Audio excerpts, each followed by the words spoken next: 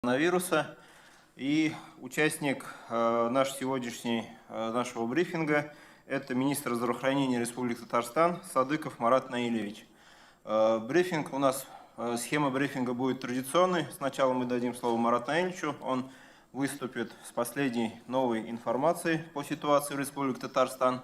С нами на связи находятся наши коллеги по линии видеоконференц-связи. Республиканские и казанские средства массовой информации у нас находятся в Республиканского агентства Татмедиа.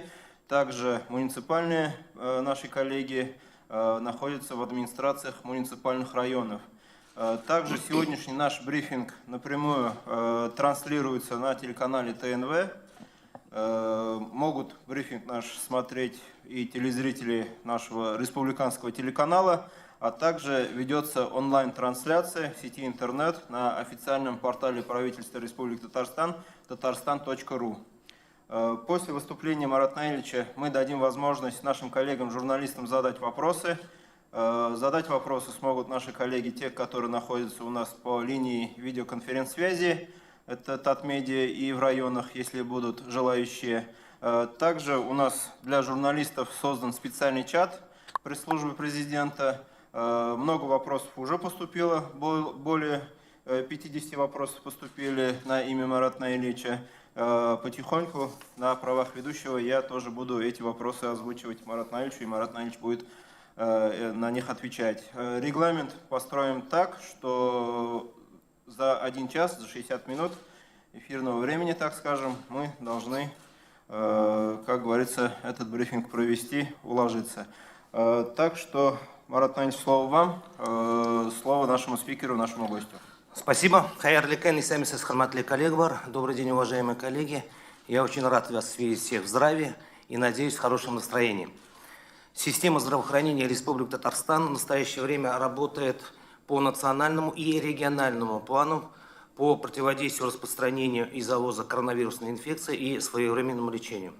Хочу напомнить вам, что мы получили бесценный опыт по лечению и медицинскому наблюдению пациентов данной патологии. Как вы все знаете, 23 февраля к нам из Японии были эвакуированы граждане Российской Федерации, которые были больны с этой инфекцией.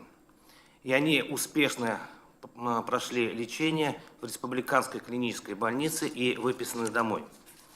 Сегодня я хочу начать с оперативной обстановки.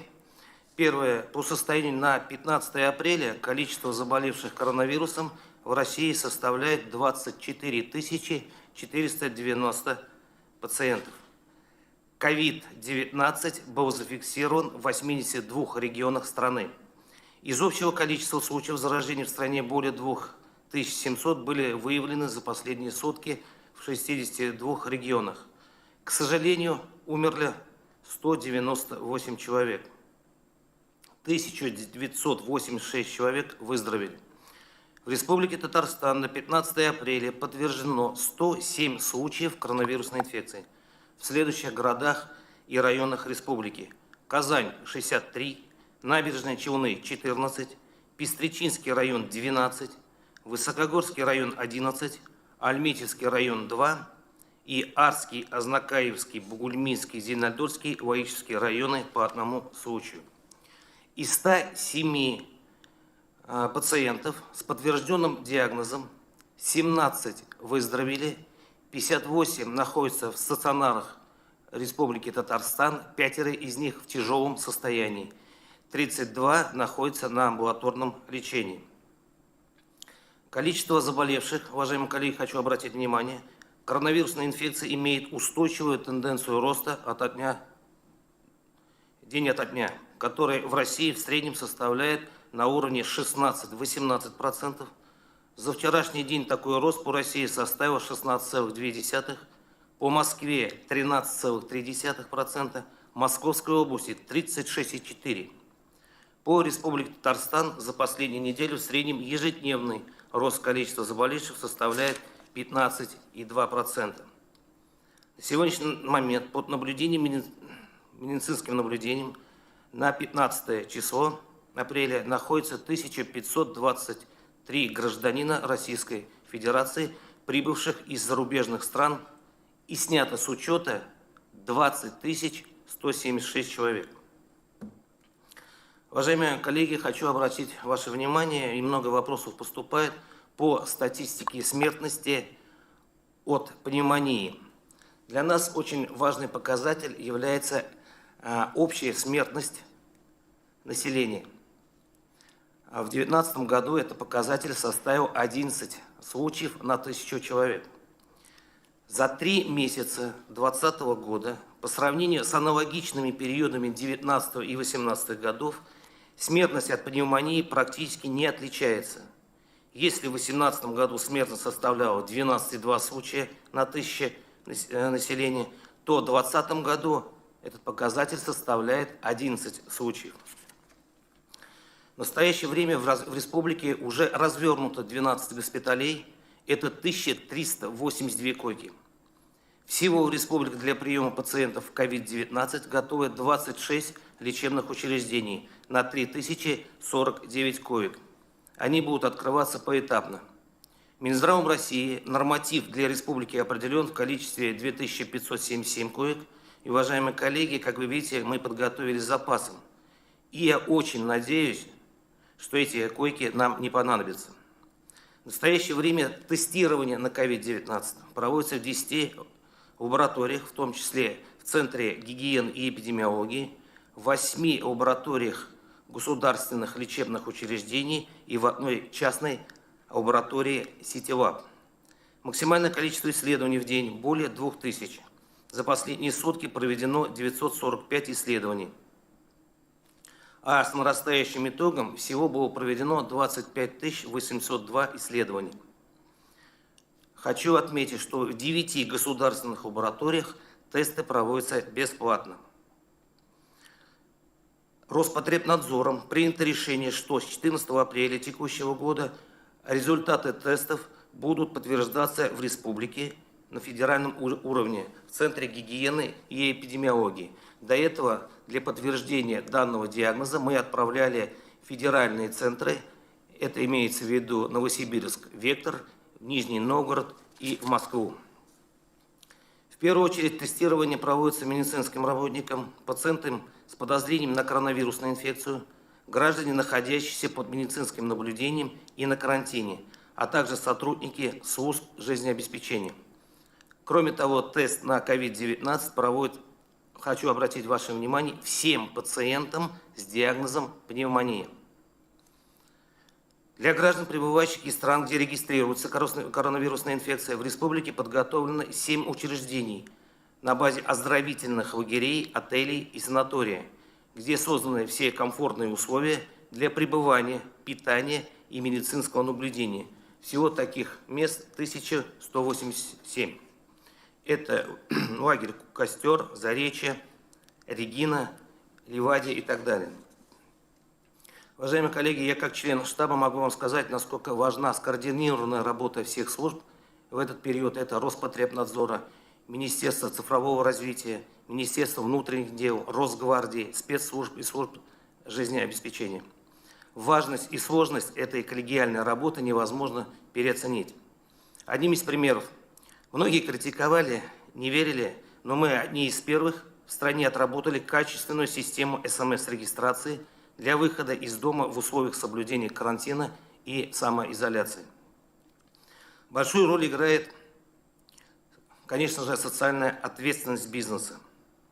В сложившейся непростой ситуации их вовлеченность в серьезную помощь в обеспечении лечебных учреждений средствами индивидуальной защиты, оборудованием и различной продукцией. Сегодня я, пользуясь возможностью, хочу поблагодарить руководителей таких компаний, как Татнефть, КАМАЗ, Таиф, Нефис Косметикс, Азбука сыра и других за их неоценимую помощь. Например, Татнефть обеспечила поставку крупнейшей партии средств индивидуальной защиты и тем самым практически обеспечила потребность лечебных учреждений Юго-Востока республики и обеспечила безопасность своих сотрудников. Нефис Косметикс практически организовала так называемый ЭКМО-центр на базе Республиканской клинической больницы То есть это центр искусственное легкое для пациентов, которые необходимо на крайне тяжелом состоянии. Азбука сыра приобрела и вела аппараты искусственной вентиляции легких и бронхоскопы, и начинает обеспечивать своей продукцией лечебные учреждения, прежде всего госпиталя, где развернуты койки по лечению COVID-19. Крупнейшие республиканские предприятия принимают весь комплекс мер, чтобы не допустить сокращений и ухудшения положения своих сотрудников и обеспечивать полноценность и их безопасность. Главный вопрос, который сейчас всех беспокоит, уважаемые коллеги, на вас и вас, наверное, всех, когда это закончится. Безусловно, зависит это от нас, от всех и от каждого. В зависимости от того, как мы будем себя вести, насколько мы будем выполнять рекомендации, как мы будем соблюдать режим самоизоляции, крайне важны для нас эти предстоящие 2-3 недели. Я обращаюсь к жителям Татарстана. Уважаемые жители, нельзя расслабляться. Я призываю вас всех еще раз соблюдать меры самоизоляции, сократить до минимума все возможные контакты.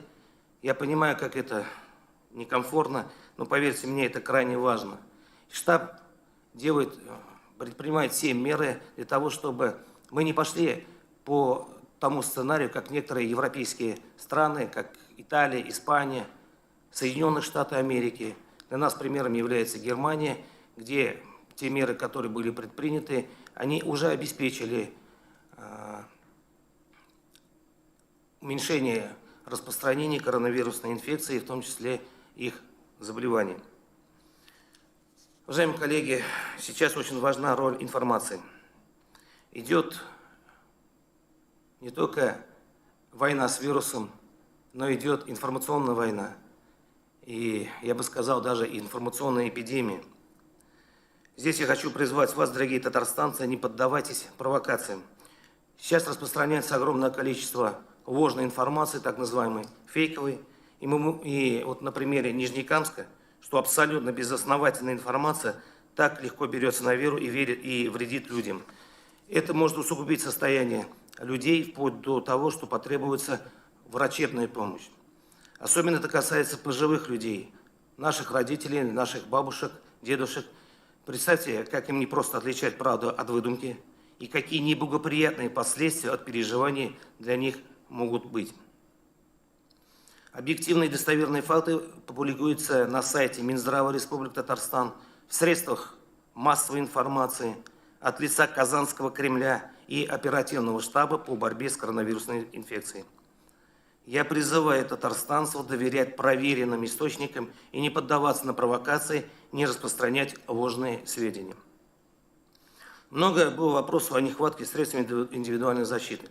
Уважаемые коллеги, это относится к учреждениям, не задействованным для лечения пациентов с коронавирусной инфекцией. Мы над этим плотно, серьезно работаем и уверен о том, что мы запустим производство в Елабуге, в Альметьевске, которые будут делать средства индивидуальной защиты и представлять всем лечебным учреждениям.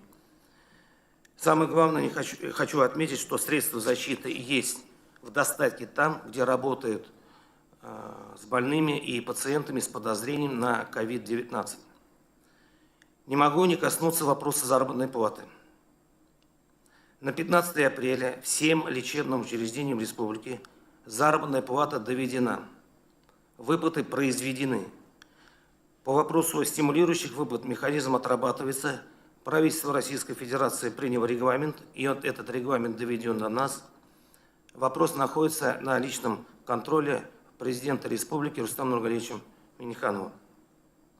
Если возникнут какие-то вопросы, я как министр готов индивидуально проработать вопрос и прошу обращаться через сайт Минздрава мне лично. Безусловно, сложившаяся ситуация накладывает определенные ограничения на нормальную текущую деятельность медицинских учреждений. Но, подчеркиваю, вся неотложная и экстренная медицинская помощь оказывается в полном объеме. Организована работа круглосуточной горячей линии Минздрава, поступающие вопросы, на которые мы стараемся оперативно отвечать и решать. Телефон я еще раз хочу напомнить, это 8 800 222 59 00. За этот период было более 23 345 обращений, которые оперативно разъяснялись и решались. И в заключение хочу выразить признательность тем людям, которые высказывают слова благодарности и поддержки медицинским работникам. Мы чувствуем вашу поддержку. Спасибо вам, и это нам очень важно. Пользуясь предоставленной мне возможностью, я бы хотел сказать слова благодарности и признательности всем моим коллегам, которые работают на передовой, зачастую рискуя своим здоровьем, но четко, квалифицированно и дисциплинированно делают свою работу. Самоотверженный труд. Берегите себя. Уважаемые коллеги, такова оперативная обстановка, но в заключение я хочу сказать, как сказал один мудрец, уважаемые коллеги, надо думать хорошо, и все будет хорошо. И это пройдет. Готов ответить на вопросы? Спасибо, Марат Наильевич. На передовой у нас, вот вы сказали, как раз медицинские сотрудники, медицинские работники. И я прошу Республиканское агентство Татмеди готовить свой вопрос, но на правах ведущего я задам первый вопрос. Вопросы поступили схожие от агентства ТАСС и от газеты «Коммерсант». Значит, касаются они как раз медицинского персонала. Нет ли проблем с обеспеченностью медицинского персонала?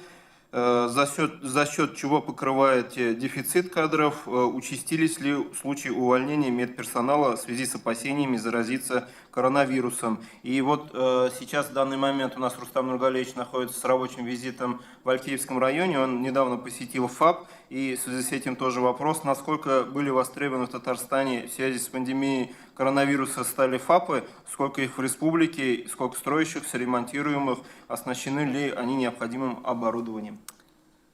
Спасибо за вопрос.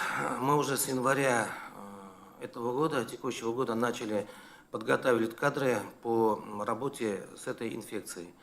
В течение этого времени были подготовлены около 44 тысяч медицинских работников. Это первое. Во-вторых, 99% медицинских работников, никто не отказался работать в этих специализированных госпиталях. У нас есть только 2 случая, и то эти случаи, они объективные.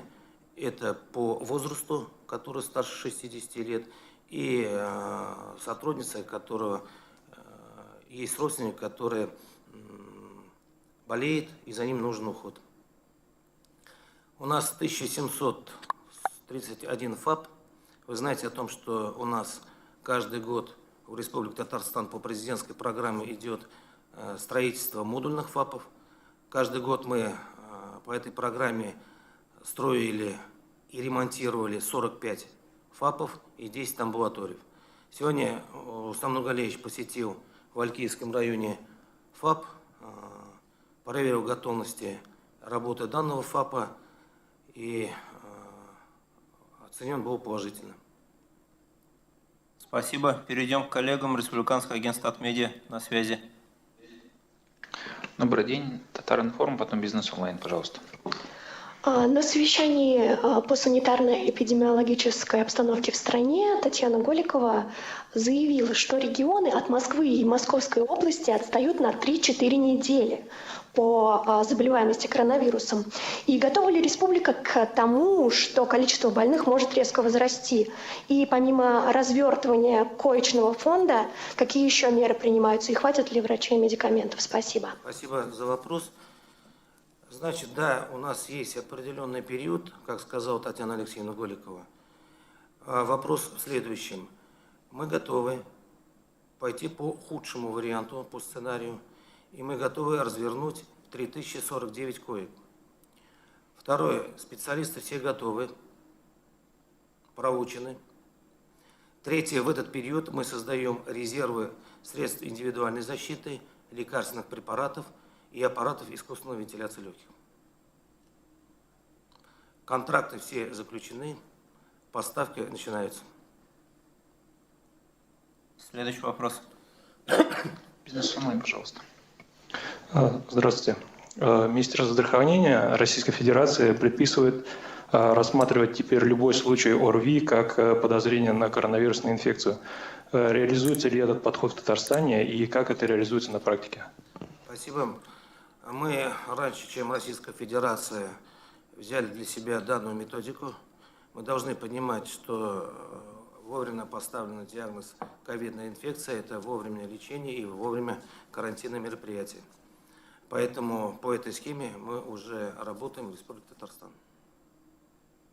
Еще вопрос есть, агент Статмедиа? Да, если можно, зачитаю. Вопрос Нижнекамск, НТР-24. К ним обратилась жительница, которой нужно добраться до онкоцентра в Казани. И там есть сложности, автобусов нет, частным транспортом тоже сложно уехать, плюс и там нужно ксерокопии сделать, а все закрыто. То есть вот таким людям что делать, каким образом им быть? Да, это в Нижнекамске, да? Мы сейчас прорабатываем вариант по доставке пациентов с онкологической патологией в набережные Челны, имеется в виду по территории прикрепления, и в город Казань. В ближайшее время рекомендации будут даны лечебным учреждениям онкологического профиля.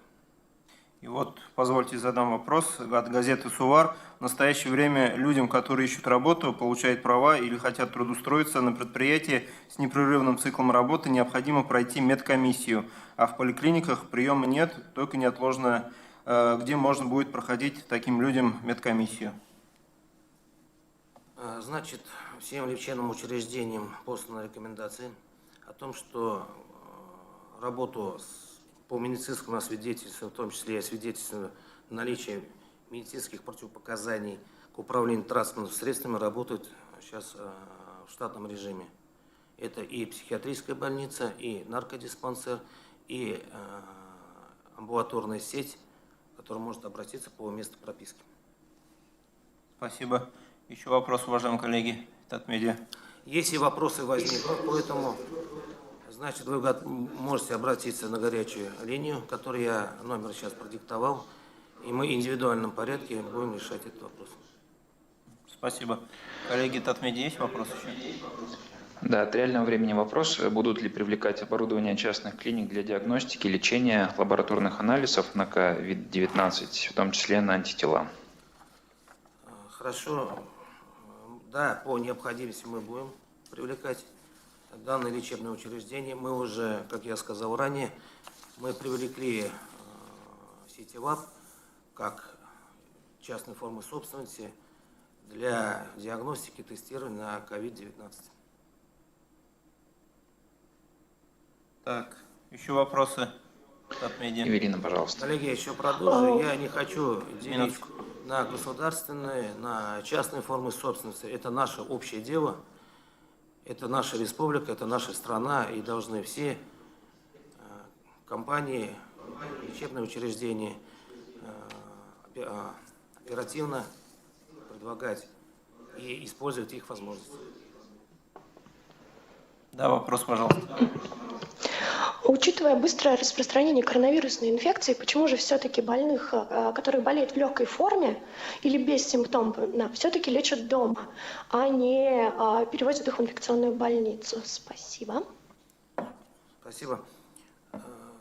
Значит, по статистике практически от 30 до 52% пациентов, которым поставлена коронавирусная инфекция, они проходят бессимптомно.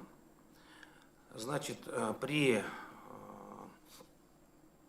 карантинных условиях, которые позволяют, например, дома, за ними приходится постоянное медицинское наблюдение, и в случае возникновения клинических симптомов или ухудшения состояния данных пациентов госпитализируют в специализированные стационары республики, госпиталя. Хочу еще раз, чтобы поняли, мы их контролируем, наблюдаем постоянно. Так, позвольте вопрос мне задать от информагентства ТАСС и также Получается, от «Коммерсанта». Глава Пермского края Дмитрий Махонин сообщил, что 21 житель Пермского края, застрявший в Таиланде, 16 апреля вылетает в Россию, и с его слов эти люди будут находиться в Казани на обсервации и только затем уедут домой. И продолжение вопроса: где обустроен обсерватор для граждан, вернувшихся из-за границы, на базе чего, сколько и откуда брали персонал, на сколько пациентов он рассчитан, если там уже граждане, вернувшиеся из-за границы. Прежде всего хочу сказать о безответственности наших жителей, которые в этот тяжелую, сложную эпидобстановку уехали отдыхать в отпуска в эти страны. Они подвергают риску не только себя, но и своих родственников, своих близких и жителей нашей республики. Второе. Да, 16-го должен прилететь борт из Таиланда. По нашим данным, это пока предварительным оперативным данным, 115 человек. Эти жители различных субъектов Российской Федерации, в том числе и из Республики Татарстан. Все прилетевшие пассажиры будут помещены на карантин двухнедельный, кроме пассажиров, которые улетят в Уфу. Это жители Башкортостана. Они будут размещены в санатории Ливаде, которое уже готово, где есть персонал, обученный по работе с этими людьми, будем предполагать, что контактными.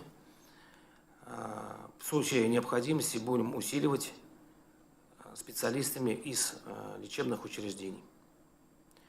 В Ливаде развернуто 200 мест. Будет постоянный контроль с забором необходимого материала для постановки диагноза. Уважаемый оператор связи, есть ли у нас вопросы из районов? Мы хотим, чтобы и районы к нам подключались. Вопросов из районов не поступало. То есть пока активности из районов нет, тогда переключаемся в Татмедиа. Есть ли вопросы в Татмедиа? Да, пожалуйста. Марат Наилевич, вот вы вначале сравнивали статистику за первый квартал этого года и первый квартал прошлого года. По смертности, можно уточнить, это была все-таки смертность от пневмонии или общая смертность? Позвольте, я тоже подключусь. Вот Антон Райхштадт, казанский репортер, схожий вопрос задает. Прошу вас предоставить детальную статистику по заболеваемости пневмонии и ОРВИ в Республике Татарстан за первые 3 месяца этого года. И, если возможно, сравнение с аналогичными периодами за прошлые и позапрошлые года.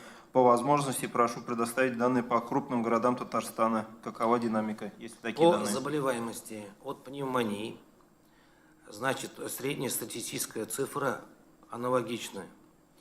В 2018 году, 2019 и 2020. Дальше мы прогнозируем, что в 2020 году заболеваемость от пневмонии увеличится. Почему? В статистику 2018, 19 и 2020 года попадают только те пациенты, которые обратились в лечебное учреждение, и им поставлен был диагноз. Но мы понимаем, что есть люди, которые перенесли данную патологию, пневмонию, на ногах и не обращались в лечебное учреждение.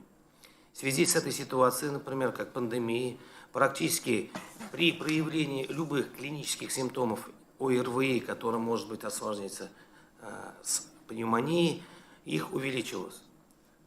Но общая смертность от пневмонии, она практически стабильная в сравнении с 2018, 2019 и вот 3 месяца 2020 года.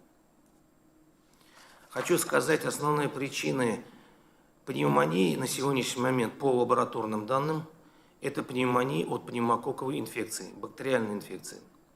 Хочу напомнить о том, что так как одна из причин пневмонии в эти периоды всегда была пневмококковая инфекция, мы с 2014 года начали вакцинировать детское население.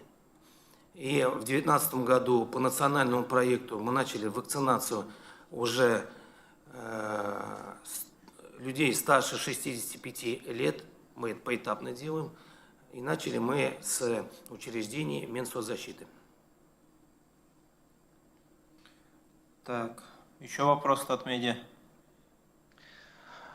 Вопрос тоже от коллег из районов. Интересуется, когда откроется запись на прием в детских и взрослых поликлиниках. Нужны справки, нужно анализы сдавать. И еще был вопрос, по-моему, про беременных. Тоже там есть сложности со скринингом. Да, вот у меня вопрос. Беременные жалуются, что не могут проходить УЗИ. Как быть беременным в период коронавируса? Делать ли в данной ситуации скрининг? С целью диагностики врожденных пороков плода и новорожденных, значит, беременные направляются в так называемые центры пренатального скрининга. Но, учитывая эпидемиологическую обстановку, появились определенные требования. Требования следующие. Беременные до направления в эти центры должны пройти тщательный осмотр у акушера-гинеколога с тщательным сбором анамнеза в женских консультациях по месту прикрепления. Если у беременных нет никаких проявлений ОРВИ, второе, не было в эпиданамнезе выезда в другие страны, в том числе Москву и Петербург, не были контакты с подозрением на коронавирусную инфекцию, женской консультации по декретированным срокам направляется в эти центры.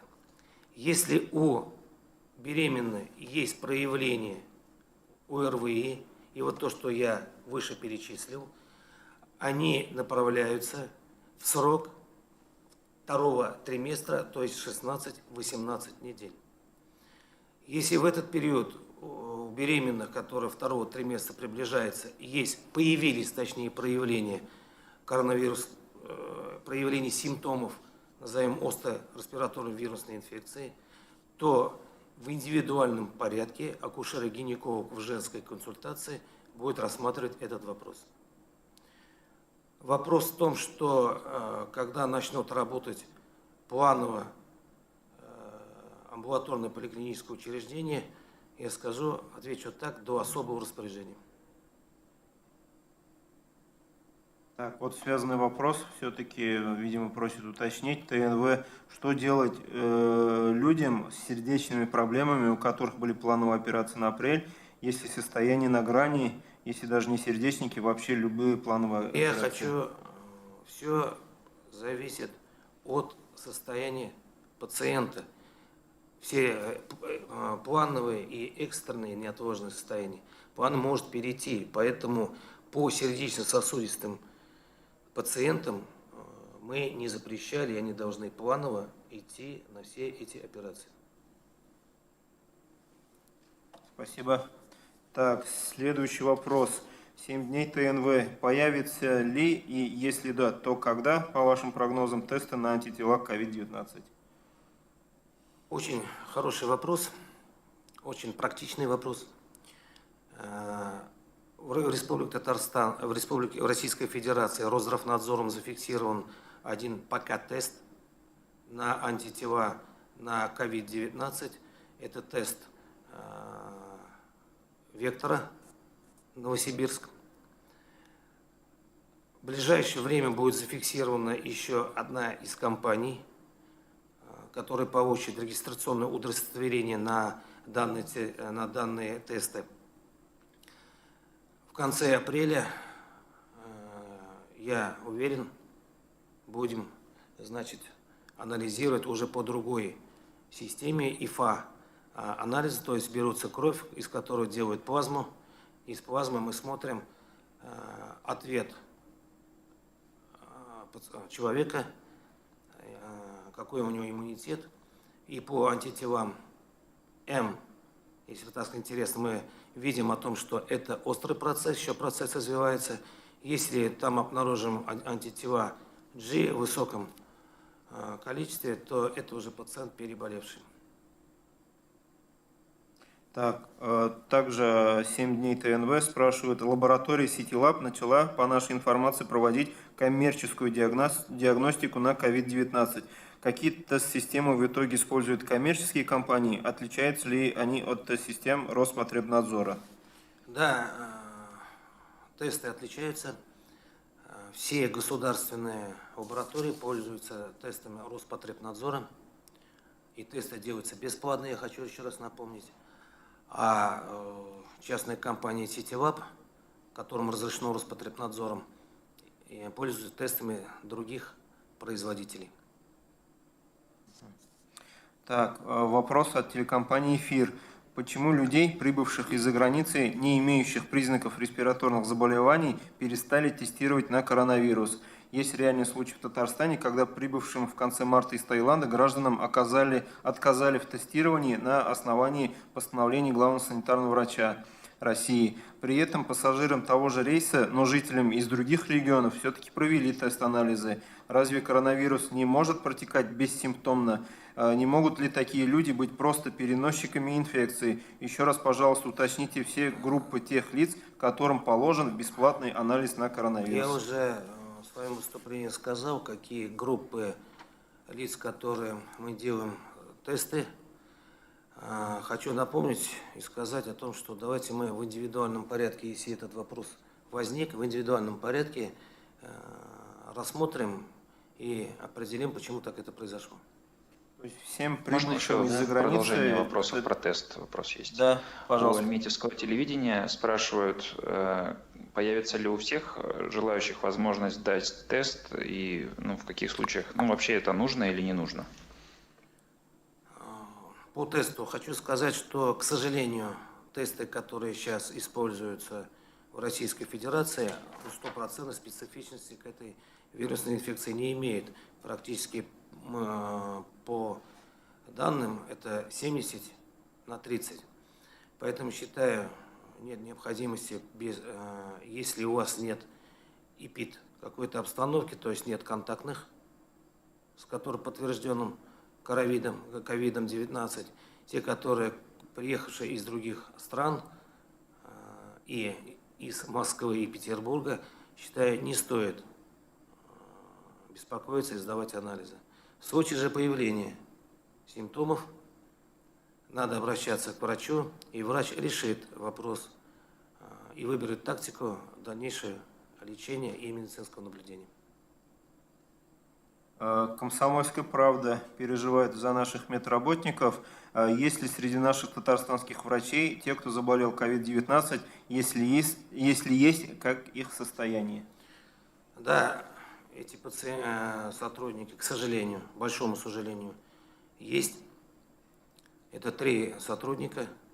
Состояние у них удовлетворительное, проводит соответствующее лечение. Татмеди, у вас есть еще вопросы? Да, пожалуйста. Уточните, пожалуйста, в связи Погромче, если можно. Я, наверное, сам... С распространением коронавирусной инфекции возможно ли переоборудовать учреждения, то есть не больницы, под койки-места для больных коронавирусом? Спасибо. Какие-то учреждения имеете в виду? Знаете, я считаю, какие-то учреждения не лечебного профиля не целесообразно, потому что есть определенные условия, как мы разворачиваем это госпиталя. Там один из условий – это койки должны быть обеспечены кислородом. Это 70%.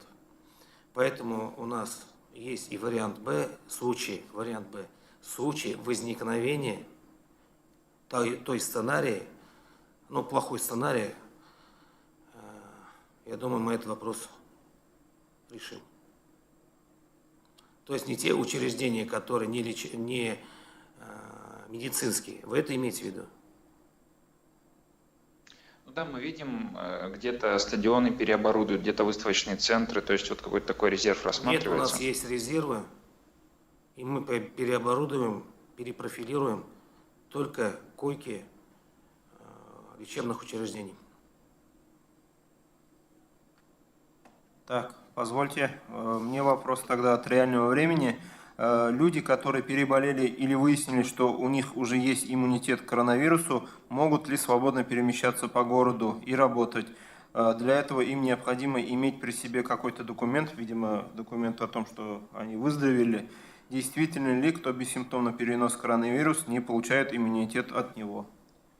Мы выписываем пациентов с двумя отрицательными анализами, подтвержденные в федеральных лабораториях. Без проявления каких-то клинических симптомов считаем, что они выздоровели. И они без всяких каких-то документов имеют право выйти на работу, и жить спокойной жизнью. Но риск повторного заражения есть? Повторного риска заражения практически на сегодняшний момент у нас не зафиксировано. И хочу еще раз сказать, ввод анализов на антитела – это очень хороший такой показатель, который уже 100%, 110% покажет, что у нее данный пациент повторно не заболеет. Когда планируется в Татарстане использовать плазму переболевших людей для лечения пациентов COVID-19, действительно ли эта процедура дает заметный положительный эффект при лечении? Да, по некоторым рекомендациям, пока рекомендации Минздрава России не вышли по применению плазмы у переболевших пациентов COVID-19, но мы начали эту работу, и центры крови уже с той недели начинают работать и брать кровь и делать плазму. Так, уважаемый оператор связи, есть ли у нас вопросы из районов? Активизировались ли районы наши? Вопросов из районов не поступало. Пока нет. Татмедиа, с вашей стороны, есть вопросы, пожалуйста? Да, есть два вопроса, пожалуйста. Скажи, пожалуйста, а за чей счет будут содержать тех, кто завтра прибудет в Ливадию? За чей счет? За счет бюджета республики. А уже У нас определились места, страна где они будут одна. находиться? Страна одна. Граждане Граждане России. России одни. И надо их делить по субъектам Российской Федерации. Еще вопросы есть, Татмедиа? Да, сейчас озвучили новые заболевшие. Динамику хотелось бы тоже уточнить. Это больше завозные случаи или уже растет количество передачи вируса внутри? Основное это завозные случаи, но есть сейчас уже единицы уже внутри республики, так называемые контактные. Контактно-контактных уже передаются. Так, у меня вопрос от Казан Фёрст. В Высокогорском районе был подтвержден случай коронавируса у врача Центральной районной больницы, которая контактировала с дочерью, вернувшейся из Чехии, и не ушла на карантин. Как такого требует правило? После этого в районе было зафиксировано еще несколько случаев заражения. Проводилась ли служебная проверка по данному факту? И не считаете ли вы, что врач ЦРБ допустила халатность, не отправившись на карантин? Проверены ли все сотрудники этой больницы на коронавирус? Да, мы провели ведомственный контроль. Да, такой факт есть. Значит, данный сотрудник лечится в одних из госпиталей, состояние у него удовлетворительное. Далее мы проверили всех сотрудников Высокогорского района, где неоднократно даны отрицательные результаты. Насчет допустил ли врач халатность и не халатность, будем разбираться. Так, аргументы, факты. Казань спрашивают. Пишут, что у некоторых переболевших коронавирусов из числа пассажиров лайнера Diamond Princess обнаружили поражение легких. В Татарстане уже несколько человек выписали, у них что-то подобное обнаруживают. Выходит, что даже бессимптомное протекание болезни ведет к последствиям. Я не знаю, откуда информацию получили коллеги. Могу сказать о том, что у этих 8 пациентов пневмонии не было. Да,